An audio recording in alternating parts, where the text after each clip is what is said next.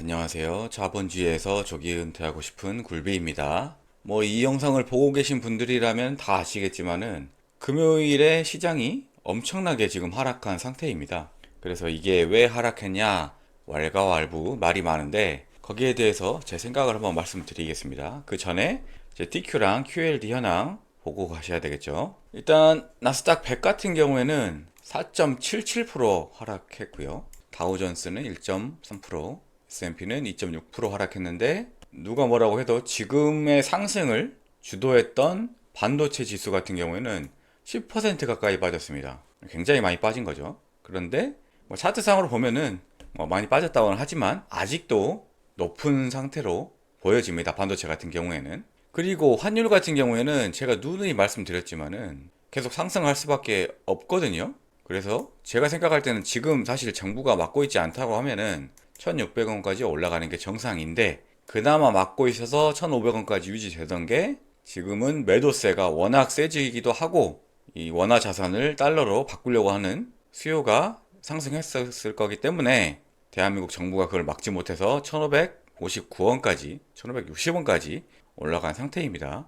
그리고 WTI 같은 경우에는 오히려 90.54달러로 2.69% 하락한 모습이고요. 이게 진짜 하락이라고 생각되는 이유가 뭐냐면은 보통은 이제 조금 적당한 조정이다라고 하면은 금 같은 자산, 그러니까 우리가 말하는 안전 자산이라고 하는 금 같은 게 오르는 게 정상이거든요.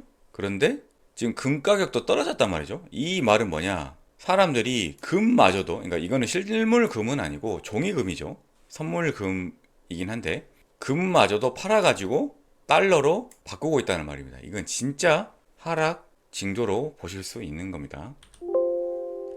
근데 저는 개인적으로 나스닥 지수가 5% 가까이 빠지는 거를 눈으로 본 적이 처음이어가지고 이게 좀 심각한 거 아닌가 싶어가지고 재미나이한테 물어봤거든요. 그런데 일평균 하락률 1위부터 3위까지를 보시면은 1위는 코로나19 마이너스 12.32%고요. 와, 이렇게 보니까 진짜 코로나가 어마어마한 공포였겠구나라는 게 느껴지고요.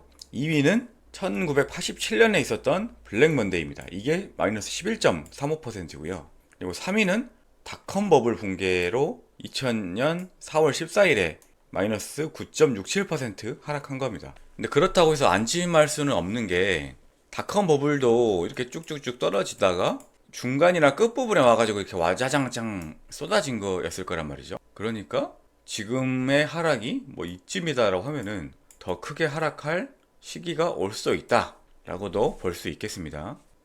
시장이 이렇게 하락했으니까 당연히 TQQQ 매도할 타이밍은 없었고요.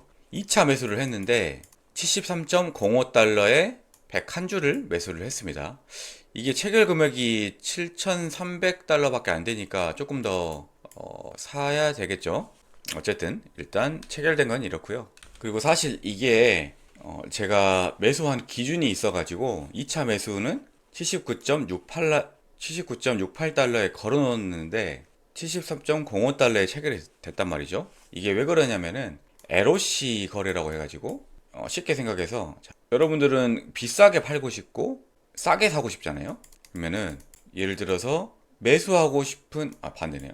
매도하고 싶은 가격은 100달러고 매수하고 싶은 가격이 50달러라고 했을 때 시장이 조정을 받으면은 100달러보다 더 올라갈 수도 있고 50달러보다 더 내려갈 수도 있잖아요. 그러면은 이 LOC 거래라는 건 뭐냐? 내가 100달러에 매도를 걸어놨는데 종가가 110달러로 끝났다라고 하면은 100달러보다 높잖아요. 그러면은 100달러보다 높으니까 매도가 체결이 되는 거고 매수의 경우에는 내가 50달러에 걸어놨다. 그러면은 종가가 40달러다라고 하면은 제가 걸어놓은 50달러보다 낮잖아요. 그러니까 매수가 체결되는 방식의 거래입니다. 그러니까 내가 생각한 것보다 더 비싸게 팔고 더 싸게 살 수 있는 방식이 LOC 주문 방식이거든요. 그렇기 때문에 저는 79.68달러에 매수를 걸어놨는데 종가가 73.05달러였으니까 더 싸게 매수가 체결이 된 겁니다. 그래서 혹시 이거 모르셨던 분이 계시다면 참조하시고요. 주가의 흐름은 10분봉을 봤을 때 이렇습니다. 그냥 주구장창 흐르고 내리고 있죠. 반등 다운 반등 보여주지 못하고 있습니다. 그래서 지금 현재 TQQQ 평가 손익은 약 227만 원입니다. 거의 10% 가까이 마이너스네요. 근데 어차피 저는 10번 분할 매수를 하고 있잖아요. 그런데 지금 2차까지 매수가 끝났으니까 8번의 매수 기회가 남아있기도 하고, 어차피 미국 주식은 오르니까 큰 걱정은 없습니다. 당연히 6월 실현손익 없고요. 누적 실현손익 업데이트된 것도 없습니다. QLD 같은 경우에는 간만에 변경된 점이 있죠. 원래는 제가 계속 기본적으로 한 주씩만 매수를 하고 있다가 이번에 21선 아래로 내려갔기 때문에 21선 아래 한 주 추가 매수 진행이 되어서 지난번까지만 해도 25주였던 게 27주로 2주 늘어나게 되었습니다. CNN 공포탐욕 지수 같은 경우에는 13이나 빠져가지고 공포로 진입을 했습니다. S&P 500 PE 지수 같은 경우에는 6월 2일 기준으로는 27.42였던 게 어제 기준 6월 5일 기준으로는 25.59로 하락을 했습니다. 그런데 만약에 이게 평균적인 하락폭까지 내려간다고 하면은 아직까지 하락할 폭이 꽤나 많이 남아 있습니다. 나스닥 같은 경우에는 마찬가지죠. 그런데 S&P 500보다 하락할 여력이 더 많습니다. 나스닥 같은 경우에는. 그러면 어디까지 떨어질 것 같냐라고 하냐면은 이 나스닥의 역사적인 흐름을 봤을 때 이 정도의 상승 하락을 반복해 왔단 말이죠. 그러면은 1차적으로는 아마 24,000까지는 하락할 수 있다고 보고요. 조금 더 하락한다 라고 하면은 22,000까지 내려갈 수 있지 않나라고 보고 있습니다. 그러니까 22,000부터 24,000 정도를 평균적인, 물론 주식이라는 게 더 크게 하락할 수 있는 거죠. 지금 보시는 이런 데처럼. 하지만 그냥 역사적인 흐름만 봤을 때는 한 이 정도 폭에서 하락하지 않을까라고 생각이 됩니다. 그러면 오늘의 메인 주제죠. 왜 시장이 하락했는가에 대해서 이야기를 해볼 건데요.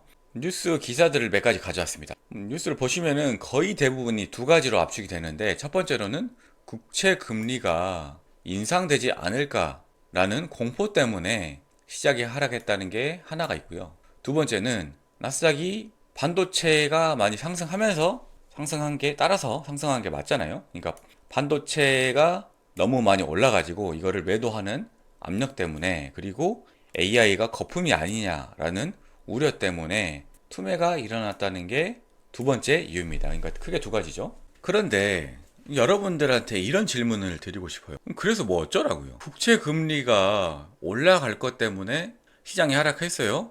혹은 AI 거품 우려 때문에 반도체가 너무 많이 올라서 이거를 많이 팔아가지고 하락을 했어요. 그래서 어쩌라고요?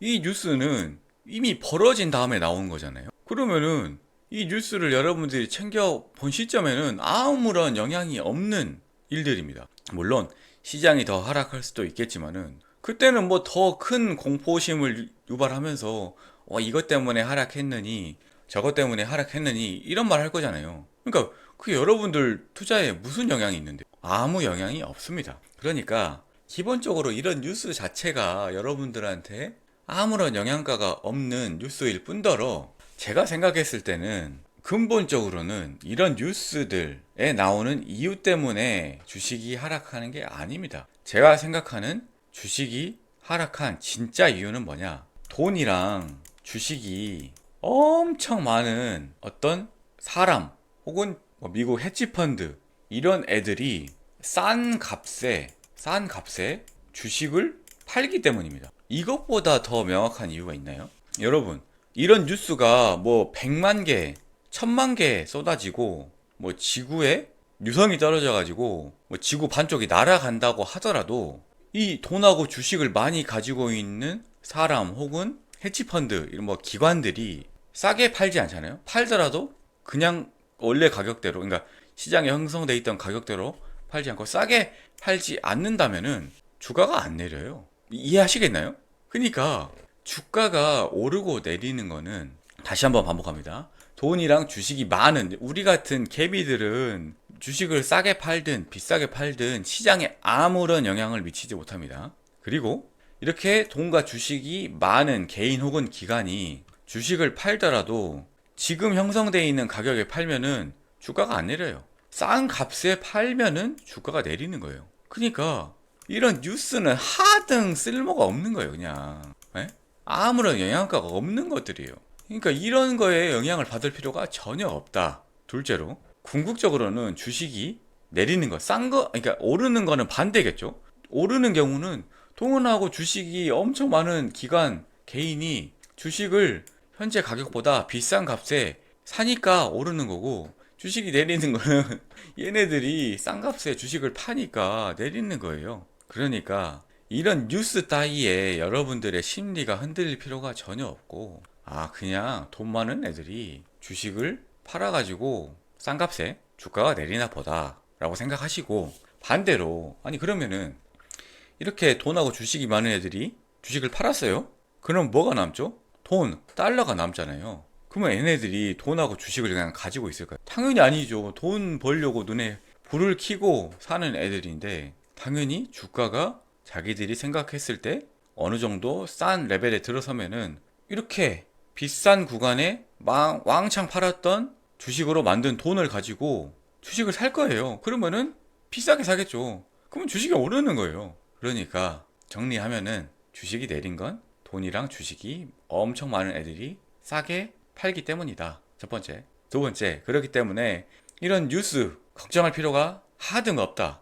여러분들의 마음에 부담만 줄 뿐이다. 이런 뉴스 팔이하는 애들은 그냥 여러분들 공포팔이 해가지고 조회수 빨아먹으려고 하는 거예요. 그러니까 그런 애들은 무시하면 된다. 세 번째, 이렇게 왕창 판 주식으로 만든 돈으로 나중에 주가가 어느 정도 떨어지면은 다시 주식을 살 거고, 그때 되면은 가격이 오를 거다. 이렇게 생각하시면 되겠습니다. 오늘도 영상 시청해 주셔서 감사합니다.